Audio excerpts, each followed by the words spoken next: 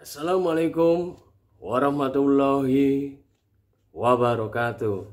Salam Rahayu, salam budaya, salam spiritualis, salam Indonesia bersatu. Bertemu kembali bersama kami Hogi Adigana Wesi Aji. Kali ini kita akan membabar mengenai keris kasepuan, yaitu berupa keris petok brojol. Langsung aja kita lihat kerisnya ya.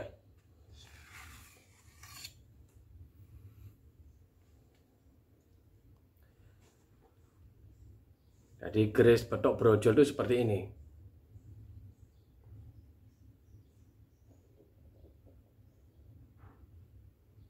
Ini kalau menurut saya tangguhnya ini kayak keris-keris wetanan ya, kayak Ngadiboyo. Dari sini, dari gandik ke sini dia sedikit melengkung. Nah, ini sedikit melengkung, nggak langsung lurus gini dia. Jadi dari sini ada sedikit melengkung. Dari gonjonya agak tinggi, tebal seperti keris jenggoloan.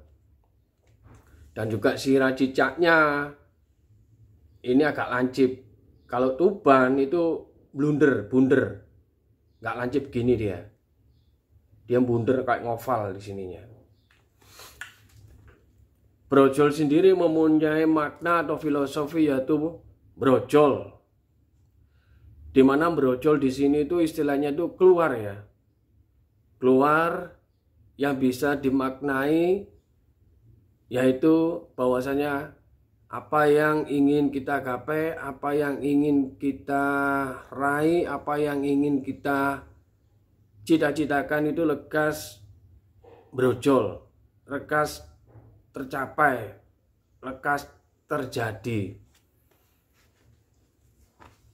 Jadi istilahnya itu kalau orang dulu sarana-sarana keris ini itu dibuat sebagai istilahnya kayak dukun tiban ya, untuk melancarkan persalinan seseorang yang sedang melahirkan. Itu era dulu. Kalau sekarang kan ya nggak perlu, ke rumah sakit sesar udah beres. Tapi makna kesejahteranya brojol itu tujuannya itu memudahkan segala urusan duniawi lah. Sebagai istilahnya sebagai makna dan filosofi dari brojol sendiri sebagai acuannya, gambarannya. Sang empu membuat keris brojol ini pasti ada tujuan dan maksud. Dan keris brojol tangguh kasepuan ini kalau menurut saya tangguh era-era Ngadiboyo ya, keris wetanan. Tantingannya pun juga berat. Dengan pamornya ini pamor kayak pamor, ini kayak pamor beras huta ya. Di sininya kayak ngulit semongko pamornya. Itu makna dari keris brojolnya, agar apa yang kita inginkan, agar apa yang kita kehendaki itu tercapai dengan izin Tuhan Yang Maha Esa. Bahwasanya dengan adanya sarana dan prasarana keris brojol ini, tidak lupa kita selalu berusaha lahir dan batin, mohon petunjuk kepada Sang Pencipta. Dengan kita laku, giat bekerja, giat untuk istiqomah dalam berdoa, giat untuk selalu menebarkan kebaikan, tidak lupa untuk sodako. Insya Allah apa yang kita inginkan itu akan terjadi. Tapi semua itu butuh proses dan kita harus benar-benar yakin. Nek gak yakin iki ya repot. Sedangkan kenapa ini dinamakan petok brojol? Karena tangguh kasepuan. Jadi petok itu bukan hanya dari jalak Buddha. Jadi petok itu bisa dari tangguh-tangguh era kasepuan, yang istilahnya itu tangguh sepuh, yang tujuannya itu sebagai pusaka tindi untuk pusaka-pusaka yang lainnya. Karena kebanyakan betok itu dibutuhkan sebagai penetralisir untuk pusaka-pusaka yang lain. Karena dia yang paling dituakan atau disepuhkan. Ibaratnya lek awak dhewe wong nom, ade ndelokno wong tuwa iku lek ono unggah-ungguh ada pasor. Hormat. Seperti itulah. Tapi sebenarnya keris tindi itu yang ada ya juga kepada diri kita dengan keimanan, dengan kita penuh tawakal, dengan kita penuh ibadah, dengan penuh kita selalu ingat kepada Sang Pencipta, yaitulah akan menjadikan pusaka tindi kesejatian yang ada pada diri pribadi.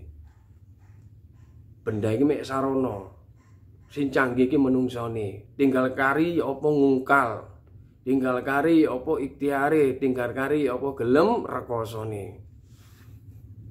Karena kesejatian apapun itu tetap manusia yang paling sempurna. Benda itu sebagai sarana dan prasarana, sebagai penunjang, bostre. Jadi keris-keris petok brojol seperti yang saya miliki ini pun juga apa ya, sebagai piranti lah kalau menurut saya. Dan petok yang asli pun juga sangat mahal sekali. Kayak tangguh-tangguh Kabudan, tangguh-tangguh Singosari, tangguh-tangguh yang lainnya lah, yang tangguh sepuh lah istilahnya. Karena benda-benda Kasepon itu juga merupakan suatu artefak peninggalan para leluhur terdahulu. Jadi kalau kita punyanya petok brojol seperti ini, ya disyukurin saja. Jadi pusaka-pusaka Kasepon itu bisa dijadikan pusaka tindi, tidak harus brojol. Tilam UP yang umumnya dianggap keris recek, tapi kalau tangguh sepuh didoyo, ya itu juga bisa dibuat tindi. Bukan hanya tilam, jalak pun bisa, jalak sangu tumpeng ataupun keris sengkelat. Yang penting tangguh sepuh, nggak harus petok jalak. Karena saya mempunyai keyakinan apapun itu bendanya, apabila sang pemilik itu ya kok awak dhewe lah.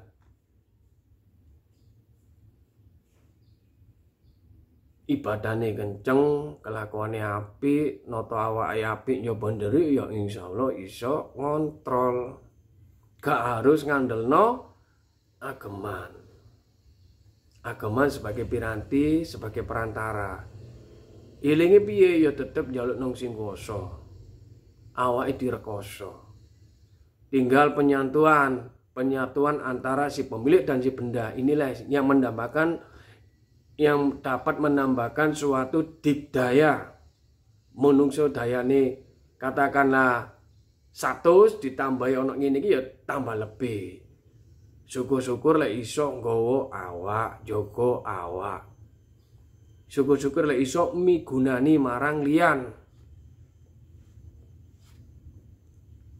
Jadi petok brojol itu memang ada ya, seperti ini yang saya miliki. Kalau menurut saya estimasi ya keris wetanan ini petok brojol Ngadiboyo. Kalau Tuban biasanya ininya ya bener menggok gini, tapi dia nggak melengkung gini, agak langsung lurus. Dan sirah cicaknya dia nggak lancip kayak gini, pasti blunder ini, bulat, nggak gemuk juga gonjonya seperti ini.